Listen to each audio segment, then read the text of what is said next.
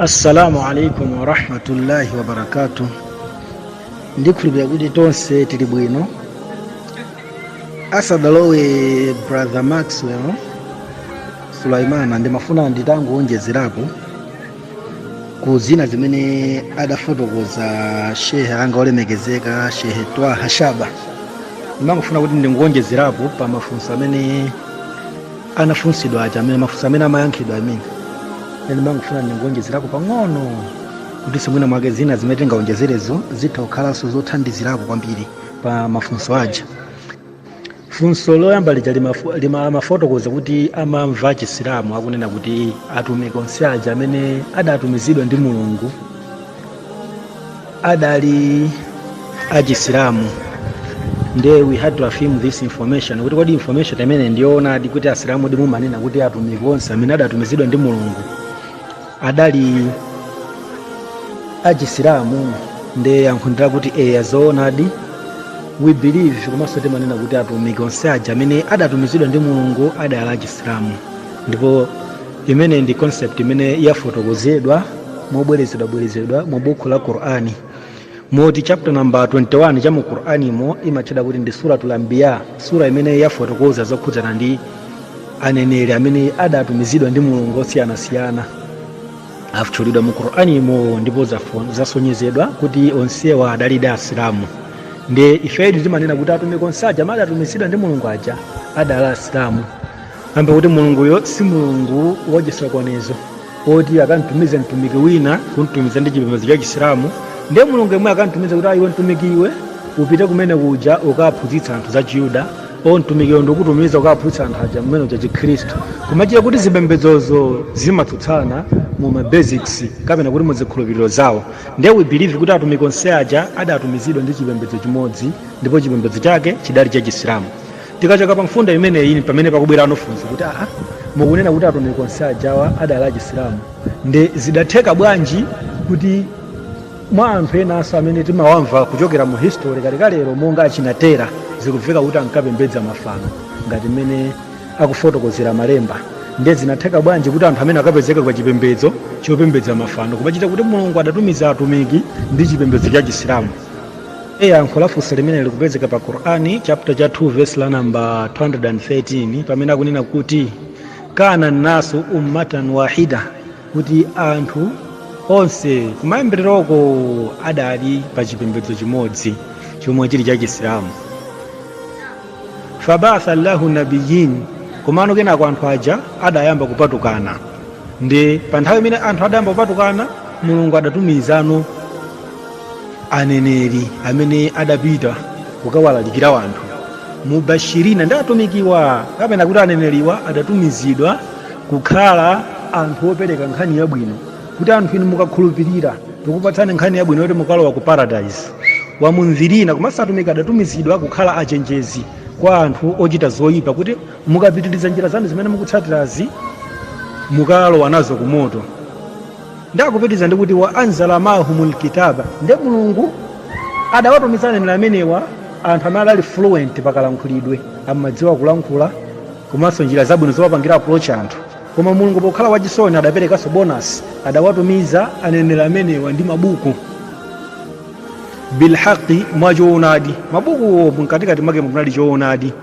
Liyahkuma baina nnasi fima ikhtalafu fihi, ndicho linga chakuti azikawalamulira anthu ndi mabuku amenewo pa zimene anthu ajana masiyana kuti adzawamitsira mabuku a Mulungu akufotokoza zakuti ngati mmene timachitira lero lino kuti we refer back to these books.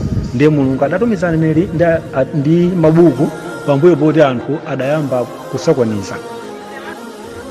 Nde akufotokoza pa vesi limene lili Ibn Abbas yemwe ndi mmodzi mwa ophunzira mtumiki, adafotokoza kuti anthu onse kumayambiriroko adali chipembedzo chimodzi cha Chisilamu, zadi zikuchokera pa Adamu. Anthu amatsatira chipembedzo chimenechi cha Chisilamu chomwe ndi kuchita kufuna kwa Mulungu. Nde malingana ndi kupita kwa nthawi adadzabwera Satana amene adazibweretsa mkaonekedwe ka munthu, ndi adayamba kuwauza anthu kuti mukuona bwanji za anthu aja amene adamwalira, anthu amene adali ochita zabwino mma societies, kuti aujeni kunala aujeni, kuti amene aja mmene apembedzera muja simukuona kuti ndikofunikira kuti anthu amene watidzakumbukira. ndi anthu adatolomera kuti azoonadi. I think anthu amene aja they deserve more respect than imene timawapangira consider.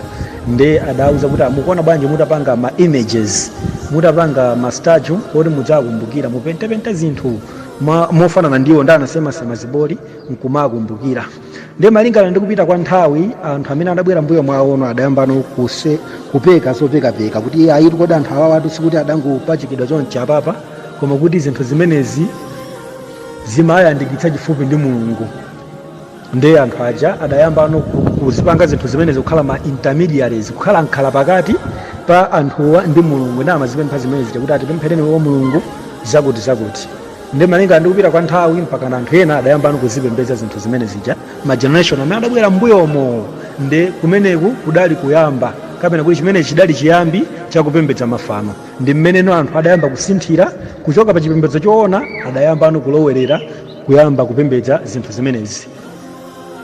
Ndi pamene anabwera Nowa ndi amene adali mtumiki woyamba kuwachenjeza anthu. Komanso anthu oyamba kupembedza mafano anali anthu amene adali mu generation ya Nowa. Ndiye Nowa ndi amene adayamba kulalikira anthu mpaka na pamene timadzafika nthawi ya Abrahamu anadzapeza society ikupembedza mafano. Limene ndi yankho lakuti zinatheka bwanji kuti anthu onse kapena kuti atumiki onse adali achipembedzo cha Isilamu zidatheka bwanji kuti akapezeke bambo Abrahamu akupembedza mafano. Ndipo popitiriza kufotokoza zokhudzana ndi Abrahamu pa Quran chapter 21 verse 52 ndi pamene akunena kuti idh qala li abihi, kuti takumbukirani pamene Abrahamu adalankhula kwa bambo ake, wa qaumihi, komanso kwa auza anthu amu society yake, ma hadhihi tamathilu lati antum laha akifuna. Ndi akuti Abrahamu amafunsa anthu ake, wafunsa funso lokuti athe kuzindikira. Ndi amafunsa kuti ndi zichani izi zimilungu zimene mwazisemasema zimene mwazipachikazi. Nde anthu wano akupereka response kapena kuti akupangira quote response imene adayankha anthu mu 53 kusonyeza origin ya kumene adachitenga concept imene yopembedza mafanoyi. Qalu wajadna abaana laha abidin. Nda iwo anayankha kuna kuti ife tidapeza azigogo athu kapena ma ancestors athu akuzipembedza zimenezi. Nde ifenso tikuzipembedza kamba kuti zimenezi ndi zimene amachita makolo athu, zomwe zikusonyeza kuti achinaterawa kapena bambo Abrahamu mafano amapembedzawa amapanga zimene zizi potengera zomwe adazipanga inherit kuchokera kwa azigogo awo. And metafotokozera mtunda muja kuti azigogo awo ancestors yawo ndi anthu amene adapangidwa trick ndi Satana kuchokera mu nthawi yomwe idali pambuyo pa Nowa. Nde Nowa adazapeza anthu amenewa mpaka anapanga anawayitanira mpaka kuwakanika. Ndi anthu amenewa concept imeneyi ziphunzitso zimene zidapitirira mpaka na zidakawapeza atate wawo wa Abrahamu. Ndi mmene adapezekera kuti bambo ake Abrahamu adalopembedza mafano ndi anthunso watsatira amene adali mu society yawo. Nde Abrahamu atalandira utumiki adayambano kuwafunsa anthu kuti nzichani zimene mukuzipembedzazi. Adayambano kuwayitanira ku chipembedzo choona chija chimene chidasokonekera malingana ndi kupita kwa nthawi. Nde limene ndi yankho lakuti bambo ake atera kapena bambo ake Abrahamu zidapezeka bwanji kuti wakupembedza mafano. Amapembedza mafano potengera zimene adazipanga inherit kuchokera kwa makolo awo. Si zinthu zoti adachita kutumizidwa mtumiki wina wake special amene adayitana ku chipembedzo chimene chichiya. Ndipo khala kuti achina Abrahamu amene wawa anali aneneri, inali ntchito yawo wapanga wone anthu against idol worship. Ndiponso Abrahamu monga ngati tate ndikuti sonali udindo wake oonetsetsa kuti ana ake akhale pa chipembedzo chimene chidali choonadi ndi kusatsatira chipembedzo cha makolo chimene anthuno amachitsatira pa nthawi imene chopembedza mafanochi. Nde Abrahamu adaonetsetsa zimenezi mpaka naso kutsogolo kwa achina Yakobo anaonetsetsa zimenezi. Aliyense amaonetsetsa kuti ana ake amene akumutsatira komanso anthu ake akhale pa chipembedzo choonadi. Endi pothirira ndemanga pa mfundo imeneyi yakuti aneneri amene wawa unali udindo wawo owachenjeza ana awo kuonetsetsa kuti akutsatira chipembedzo choonadi chimene Mulungu adachiyika kuti anthu azichitsatira. Quran 2 verse ya 132 akufotokoza kuti wawaswa biha Ibrahima banihi, kuti ndipo chipembedzo chimene adachitsatira Abrahamu mtunda mafotokoza kuti Abrahamu anadzipereka potsatira pa chipembedzo chimenechi. Ndakunena kuti Abrahamu sikuti amangotsatira chipembedzochi, komani kuti adawalangiza ana ake komanso anthu ake komanso adamulangiza Yakobo ponena kuti ya baniya kuti ino ana anga inna allaha astafa lakum dina kuti ndithudi mulungu wakusankhirani inuyo chipembedzo fala tamutunna illa wa antum muslimuna ndipo musamwalire pokhapokha inuyo muli ogonjera mwa mulungu kapena kuti muli pa chipembedzo chimene chichi cha chisilamu chomwe ndikuchita kufuna kwa mulungu. Nde mulungu uno akufunsa pa verse la namba 33 kwa anthu amene akunena kuti iyayi chipembedzo choona ndi chikhristu kapena ndi Chiyuda chimene chinayambika kalekale. Nde pamene papano akufunsa kuti iyayi zipembedzo zimene zitu zidayambika kutsogolo zidayambitsidwa ndi anthu moti achina Abrahamu aja onse aja sadali pa zipembedzo zimenezi. Ndi pamene pakubwera funso pa verse la 133 akunena kuti am kuntum shuhada kuti kapena inu amene mukulankhula zimenezi zinu Ayuda ndi Akhristu kapena nopembedza mafano kodi inuyo mudalipo pamene idh hadhara Yaquba al-maut kapena pamene Yakobo amene mukumunena kuti ndi tate wa Israeliyo pamene Yakobo yenkamufikira ifa kodi inuyo mudalipo. Idh qala libanihi pamene Yakoboyo adalankhula kwa ana ake osiya pamene amadziwika kuti ndi Israeliyo pamene ankamwalira Yakobo adalankhula kwa anawo kuti mata abuduna mimbadi kodi inuyo ana anga amene mukupanga Israeli ndi ndani amene mudzampembedza pambuyo poti ine ndamwalira.